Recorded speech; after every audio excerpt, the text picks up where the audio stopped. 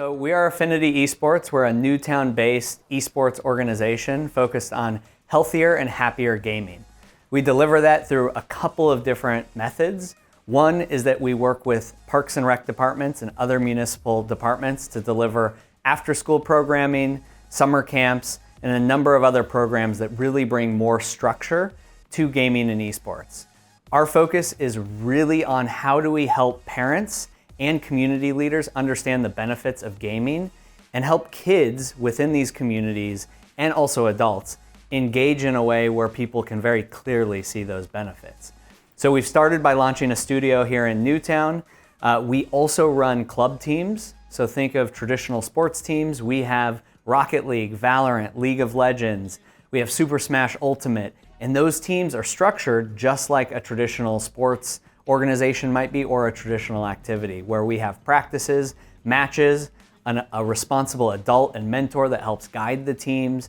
So we're really working to build that structure and to build benefit in, and also help parents and kids understand that you can monetize, you can make a career out of this industry. And so we got a lot of exciting things happening here at Affinity Esports. All right, so welcome to our main room here at Affinity Esports in Newtown. So this is our classroom space, and we also use this for larger events. So we do things in this room such as structured classes, so after-school programs focused on 3 areas. So we have game-based classes where we're actually going into games like Smash Ultimate or Rocket League, and we're focusing on the skills and the mechanics within those games, and also looking at how soft skills within the real world, such as teamwork and communication and problem solving, can be applied in the game, but also outside of the game in what you're doing in your day-to-day activities. The second thing we're doing in this room is we're doing a lot of game creation and coding-based classes.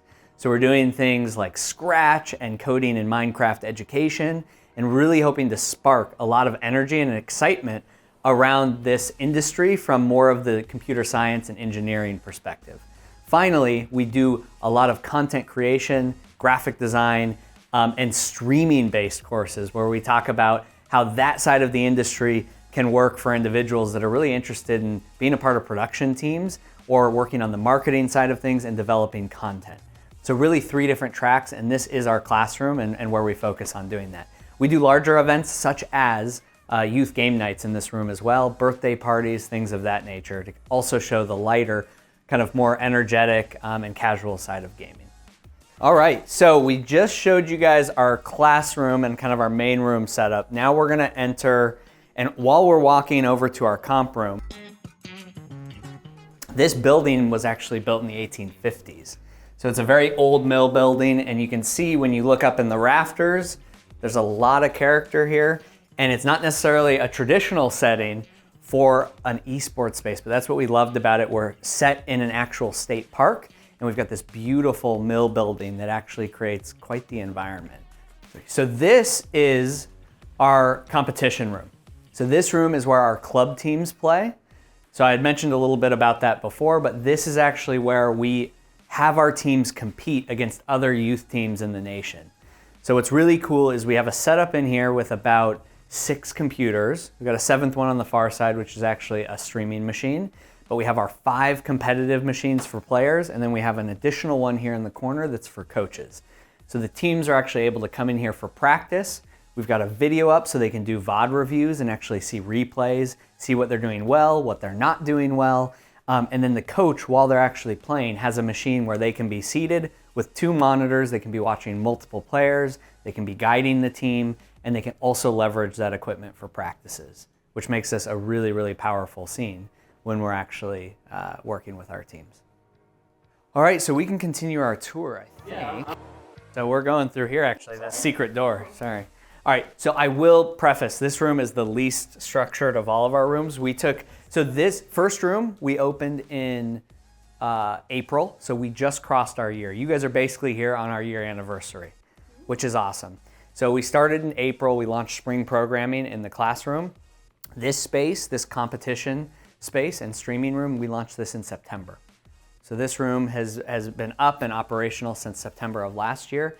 And then in December, and I'll turn the light on for you here. In December, we opened up our third room. So this we've taken on as our kind of overflow room, but really the vision for this space is that this will be a parents' lounge. We'll use this for big events like youth game nights. We do family dinners in here every Friday, so we do have a pop-up table. We do pizza. We do our birthday parties, so we have all of our food in this room only, so it's not getting around the equipment. And then eventually we'll use this so that parents have hot working space when they're coming in and they need to be here with their kids.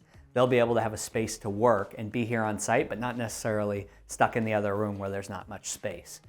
Eventually we're gonna have a TV up on the wall, and we will also do all of our Twitch streams that we're broadcasting from other spaces here within Affinity Esports will be shot up to the TV so parents can watch their kids playing, or they can watch whatever events are going on while they eat or they work in this room. We'll probably also have guest speakers and things of that nature that'll come and leverage this space. Hello. Hello. I'm Cole, and you are? I'm Mark Kilpatrick. So we're here at Affinity E-sports. Yep. And this is an amazing space with a lot of amazing equipment. Do you want to sort of tell us about why teens, kids should be here? That's a really good question. So at Affinity Esports, we were really founded on being able to provide more spaces for, we're not just teens and kids focused, but that's really where we've started. It's really about how do we start with the kids and teens, because we know that basically 90% of all kids are playing some form of video game. And there's this disconnect between the community leaders and parents and the kids within those communities in terms of what the benefits are and how kids can actually do a lot of amazing things, both within gaming and esports and outside, if we just help parents and community leaders understand the benefit. And part of that is by creating safe, healthy, structured environments for them to play video games and to pursue a future or just a general passion for gaming and esports. Yeah, definitely. I mean, I know that personally, video games have been a huge part of my life, Yep. and I think that it's great that this is a open, easy, place where you can just come and play video games. You can, yep. Yeah. Is there a certain way that you just kind of want to tell how kids can sign up or tell their parents? That's a great question. That's a really good question. So we have a couple of different program types here. I always explain to people that our starting point and part of changing that perception is by having structured programs. So taking this idea, and it's not that it's bad. I have to really clarify this a lot because a lot of the stigma and a lot of the concern comes from, oh, our kids just sit in their room or they sit in the basement and they play Fortnite and they, and they do it hours and hours and hours on end. So I want to just clarify that gaming casually as a way to maybe de-stress or to play a game that you love, there's nothing wrong with that. Yeah. Everything in balance though, right? Mm-hmm. So what we've done here is we really focus on structured activities. And what I mean by that is after school classes. So we work with parks and rec departments, libraries, schools, youth agencies to bring structured programming to the community and to parents and kids within the communities. Mm-hmm. Those classes we're running a range of things. Some are game-based classes, so where we work on mechanics and real-world skills, soft skills like communication or teamwork, leadership, problem solving, and we show how that applies in the game, and then we apply it to other parts of their life. The next thing is we do a lot of game creation and coding classes, where we're starting to get them into the mix with what are the inner workings of games? Where do game developers and game creators get started? And so we do a lot of stuff in Minecraft education, we're doing Roblox Studio stuff, and we're also doing Scratch. And then the last thing is we do content creation classes. So we look at the streaming and content creation and what's the background, not just to make people YouTubers, because again, there's some negative stigmas like, oh, my child wants to be a YouTuber. It's like, well, time out. What about the fact that they need to brand themselves or create a logo or get more comfortable on camera and doing public speaking? So we have content creation, graphic design, video editing based classes as well. And the other things we do here are club teams, which again is a very structured activity. You think of a traditional sport, we run club teams. So practices, matches, an adult of record who's a mentor and is guiding the kids to learn relevant real world skills through the game as a vehicle. We really look at esports and gaming as a vehicle. And then we do some fun stuff too. So we do birthdays and youth game nights where it's more unstructured and it's about the community and socializing and finding people with like-minded interests. Yeah. So you'd say that like this is a great environment for sort of like making friends and sort of learning more and stuff. Yeah, so one of the things I was talking to you guys about earlier is that this is an amazing environment to help with, one major thing is social anxiety.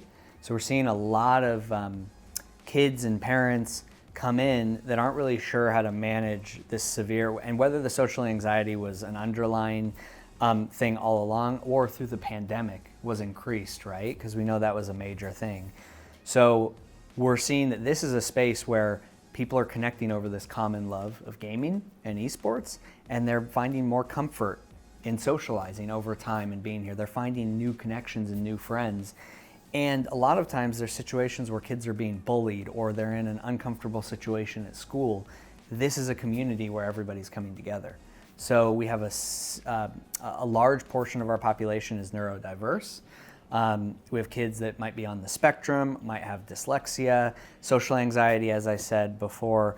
And so we're finding this as a safe space for people to come together from all walks of life. And then the final thing is we do run a girls gaming club for girls and allies and supporters of girls in gaming. And we're looking for that to become a pathway and a comfortable space for girls and supporters and allies, transgender, LGBTQ, across the board, right, to filter into the space and feel more comfortable. And we've gone from 1 girl in the summer to 25 or more girls in our total population that join that club from time to time. That's awesome. Yeah. Those are kind of all the questions that I had in mind, but do you have any like sort of things you want to talk about? I would love to know from you, what are the things that excite you about seeing a space like this as a gamer and somebody who loves the space? Like what gets you excited and what would you like to take away from this or have provided to your peers?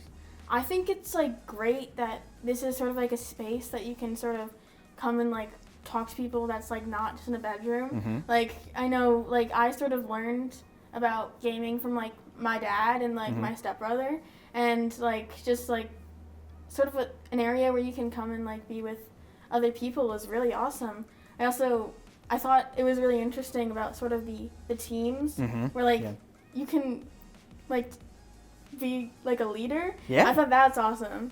And it's a great answer. And the cool thing too is we're seeing that a lot, like dealing with winning and losing is something that sometimes when you're passionate about esports, you're doing that kind of in your room. Keyboard warriors, right?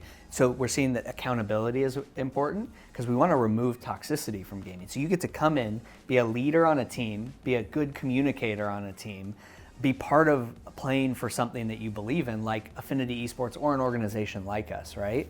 And so that accountability piece is really, really great. But then you also get to feel that amazing kind of high and success when you win. And you get to learn how to be a graceful winner. So not taunting like a lot of people do online, right? But still feeling that success and that motivation from that. But also the flip side is how do we learn from losing? We partner with Post University and their director of esports, Coach Denny, has a really good phrase. He says, we either win or we learn. So when things don't go well and we maybe lose a match, what happens? Well, we're gonna learn from it. So we're trying to help kids deal with people that come through our doors with losing and winning gracefully. And the club teams are a big part of that, and our youth academy. Do you guys also talk about like cyberbullying and sort of like online safety and things like that? We do. We have a baseline of that kind of conversation built into all of our programs, making sure that kids and families, again, some of it is just reducing the fear by making sure they're educated on what things are and what they aren't. And that's kind of the starting point. But we do talk about it. We are going to be hopefully having a conversation with a number of schools in the area that we haven't finalized our plan, but on internet safety and going in and working with the PTAs on that. So that'll be really exciting. And generally we want people to practice safety and kindness and make sure that they take that out into the digital world, but also they respect everybody here and in the other environments when they're around people from Affinity outside of this space? That's Good awesome. questions. Yeah. Really good question. Yeah. I don't really have anything else to say, but I think you've done great. Yeah, I'd love to continue this conversation. Yeah. With a podcast. That'd be lovely. All right. I'm in. Yeah. And we do a lot of fist bumps here. So thank you for the interview. Yeah, and of course. the time.